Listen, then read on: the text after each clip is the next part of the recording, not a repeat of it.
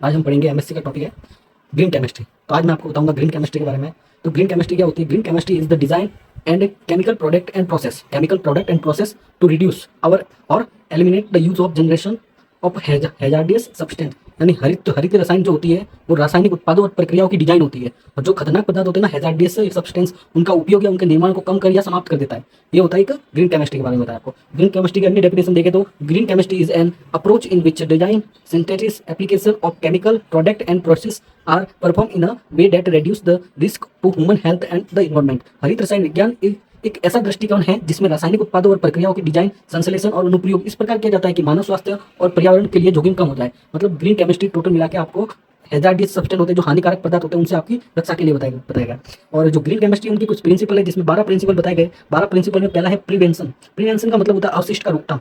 दूसरा है atom economy यानी परमाणु अर्थव्यवस्था। तीसरा है लेज हैजार्डियस केमिकल सिंथेसिस यानी कम खतरनाक रासायनिक का संश्लेषण करना। डिजाइन सेफर केमिकल यानी सुरक्षित जो रसायन होती है उनकी डिजाइन करना। सेफर सोलवेंट एंड ऑक्सिलरी तो जो सुरक्षित विलायक और सहायक पदार्थ का बताना। डिजाइन फॉर एनर्जी इफिशियंसी ऊर्जा दक्षता की डिजाइन करना। Use of renewable feed stock यानी नवीनीकरण कच्चे माल का उपयोग करना। रिड्यूस ड्राइवेंट्स यानी डेरिवेट्स को कम करना। कैटालाइसिस यानी उत्प्रेरक का उपयोग। डिजाइन फॉर डिग्रेडेशन यानी अपघटन के लिए डिजाइन करना। Real time analysis for pollution prevention यानी प्रदूषण रोकथाम के लिए वास्तविक समय का विश्लेषण करना। 12वां inherently safer chemistry for accident prevention यानी दुर्घटना रोकथाम के लिए स्वाभाविक रूप से सुरक्षित रसायन बनाना। इसमें हम देखेंगे प्रिवेंशन यानी अपशिष्ट का रोकथाम कैसे कर सकते हैं। जैसे it is better to prevent waste than the treat or clean up waste after it form यानी जो कचरे होते हैं, कचरे को बनाने के बाद जो साफ करने की बजाय उसे बनने से रोकना बेहतर होता है। मतलब कचरा बनाने से पहले उसको रोकना बढ़िया होता है, ये बताया गया इसमें। फिर हम देखेंगे सेकंड रहेगा अपना एटॉमिक इकोनॉमी।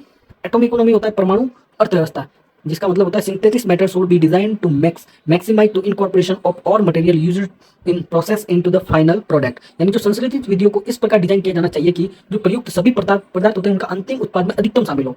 ये होता है एंटोम यानी संश्लेषित विधियों का जो डिजाइन किया जाना चाहिए उसमें एक ऐसी प्रक्रिया को प्रयोग करना चाहिए जिससे जो पदार्थ होता है वो सभी पदार्थ अंतिम उत्पाद में अधिकतम शामिल हो।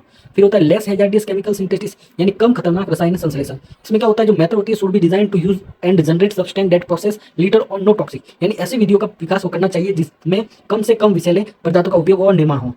इसी प्रकार हम देख सकते हैं नेक्स्ट आगे। और ग्रीन केमिस्ट्री का लाभ क्या होता है वो भी देख लीजिए। प्रोटेक्ट ह्यूमन हेल्थ यानी मानव स्वास्थ्य की रक्षा करता है। रिड्यूस पॉल्यूशन प्रदूषण कम करता है।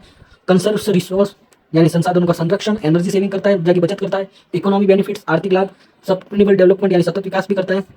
इसकी कुछ एग्जांपल देखें तो यूज ऑफ बायोग्रेडेबल डिग्रेडेशन यानी जैव अक्रमणीय डिटर्जेंट का उपयोग करना। Use of water and solvent विलायक के रूप में पानी का उपयोग।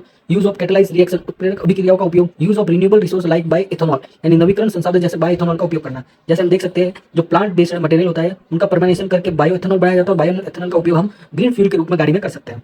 चैलेंज क्या हो सकता है हमें ग्रीन केमिस्ट्री में? एक तो ये चैलेंज हो सकता है कि हाई इनिशियल कॉस्ट यानी प्रारंभिक लागत इसमें अधिक लगती है।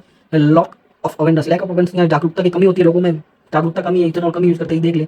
नीड ऑफ न्यू टेक्नोलॉजी नई तकनीकों का आविष्कार करना है, आवश्यकता देखना। अवेलेबिलिटी ऑफ ग्रीन मटेरियल हरित पदार्थों की उपलब्धता, ये भी एक चुनौती है क्योंकि हरित पदार्थ मिलते भी कमी है। इससे हम क्या सीखते हैं कि green chemistry is key to a clean healthy and sustain future यानी जो ग्रीन केमिस्ट्री यानी हरित रसायन होता है वो विज्ञान की स्वच्छ स्वस्थ और सतत भविष्य की कुंजी होती है। तो ये हमारा हो गया ग्रीन केमिस्ट्री। ये ग्रीन केमिस्ट्री हो गया। नेक्स्ट टॉपिक हम और पढ़ेंगे। अच्छा लगा तो लाइक सब्सक्राइब कीजिए। धन्यवाद।